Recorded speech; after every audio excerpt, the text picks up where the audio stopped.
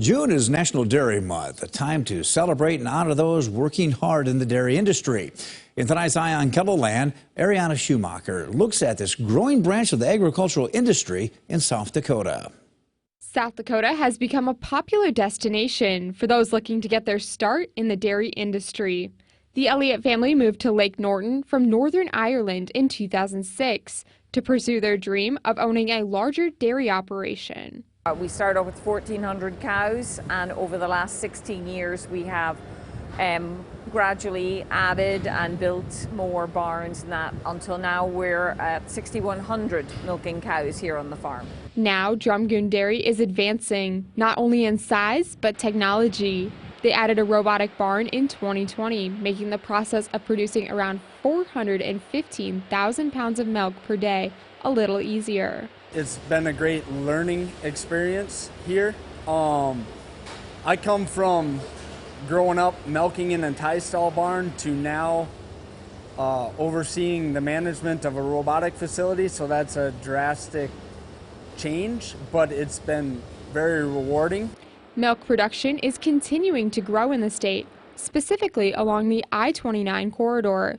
South Dakota leads the nation in increased milk yield per year. South Dakota is unique because of the areas, the size of the land, and even in the connection with your neighbors. We have many space.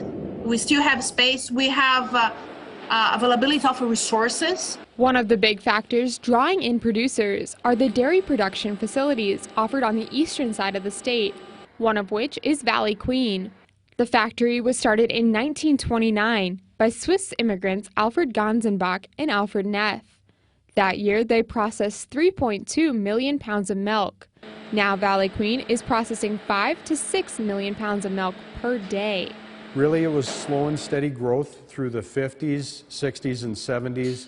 In the late 80s and early 90s, there was a real growth in the I-29 corridor.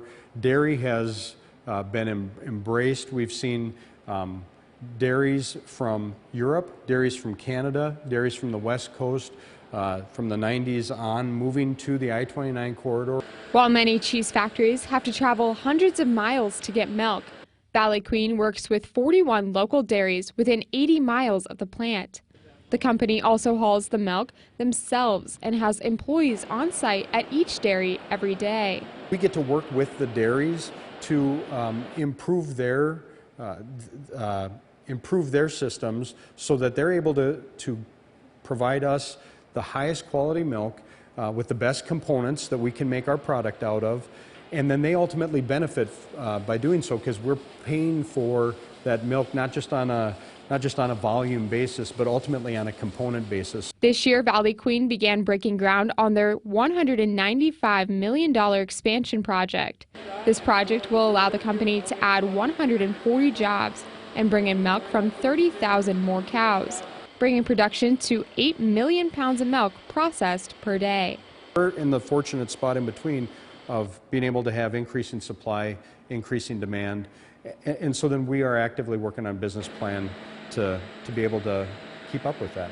Those involved expect the dairy industry to continue growing throughout South Dakota in the next few years. I think that in a few years we will be probably having the double of the number of cows. We are around 160,000 cows right now. I can envision doubling it for sure. But had somebody said to us in 2006, by 2022 you're going to be milking 6,100 cows, I would have been like, are you crazy? No, that's never happening, but here we are today. With Eye on Kettleland, I'm Ariana Schumacher.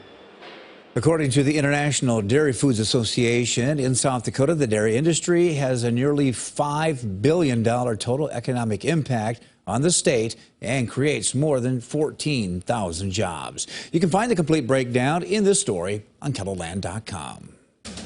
An area